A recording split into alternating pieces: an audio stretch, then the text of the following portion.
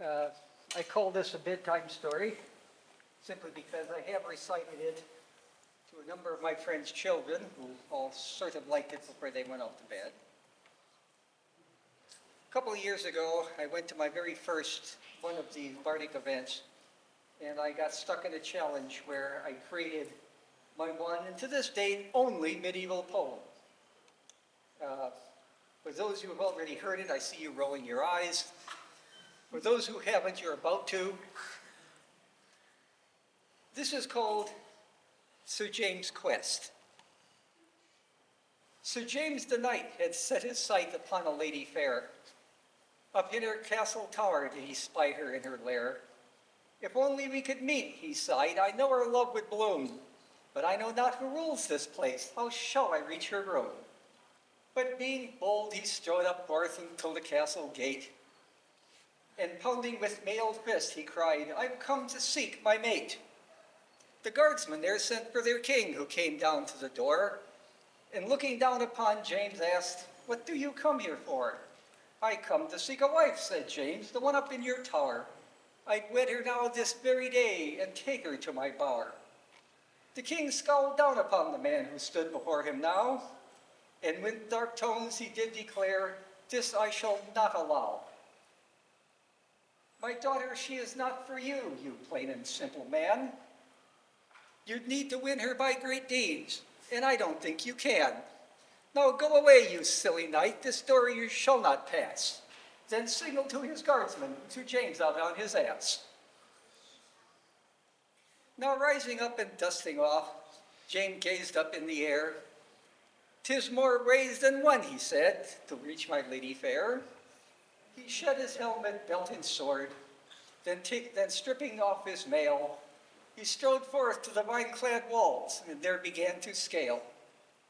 A third way up, then half he rose, towards his desired mate, but then discovered there the vines would not support his weight.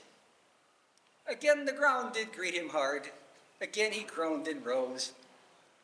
That didn't work, so I must find a new way, I suppose. He hurried to a nearby farm, and there a ladder borrowed. If this won't work, he told himself, I shall be greatly sorrowed. He set it firmly to the wall, and glancing one more time upon his quarry far above, he now began to climb.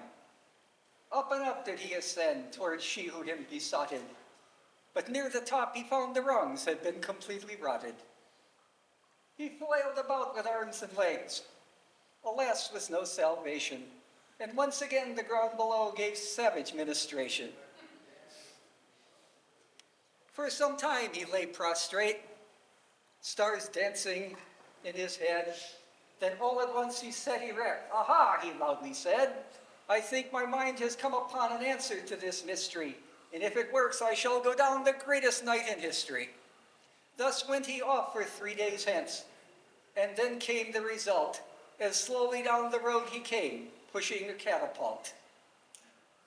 This is the point where I look out at my audience and I see certain glimmers of doubt in people's eyes.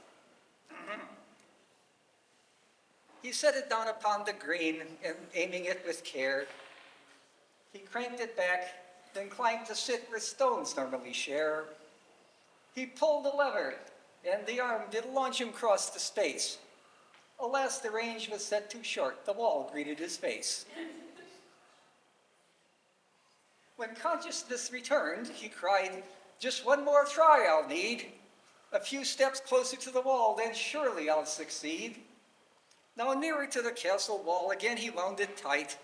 Again he climbed aboard and pulled, and set off on his flight. The view he had spectacular as o'er the walls he soared. Then 100 yards beyond he saw the ancient pine tree horde. They swiftly rushed upon him now, as if a great green wall. The first 12 branches that he struck did almost break his fall.